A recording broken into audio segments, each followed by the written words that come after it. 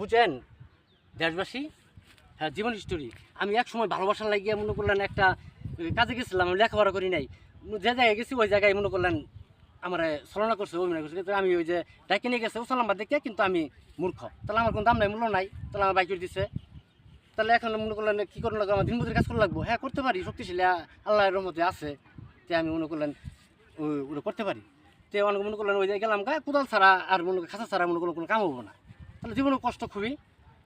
ওইলে খাঁচা কত করবো পরে যাই হোক অমনি সাল্লাহবেলায় অনেক দিয়ে যে একজন না, হ্যাঁ ঢাকা কেসে গেট মনে করলেন না আমার একটা লোকে আইসে, একটা লোক দরকার ডালপালা কাটবো। তো গেলাম, অনেক পাম্প পুঁতে দিল, 500 টাকা হাজিরা, ওই বলে 700 টাকা হাজিরা না, সরকারি চাকরি তো। তে মনে করলেন একবার টয়লেট ময়লেট আছে, যা আছে সবই ওটা পরিষ্কার করা। না আমি অসহায় লোক, আমি গেছি ঢাকা শহরে টাকা কামাই করবার লাগে, আমার কোনো কাম নাই, মূর্খ মানুষ। আমরা বুঝছেন কথাটি, এটি মিথ্যা কথা কোনো ছলনা অভিনয় করতেছি না দেশবাসী। তে মনে করলেন খুবই অভাব, 500 টাকা হাজিরা পাই, ওটা মনে করুন সংসারে লাগে, তাহলে মনে করলেন আমার একটু মধু খাই, যে আমি কীভাবে করবো।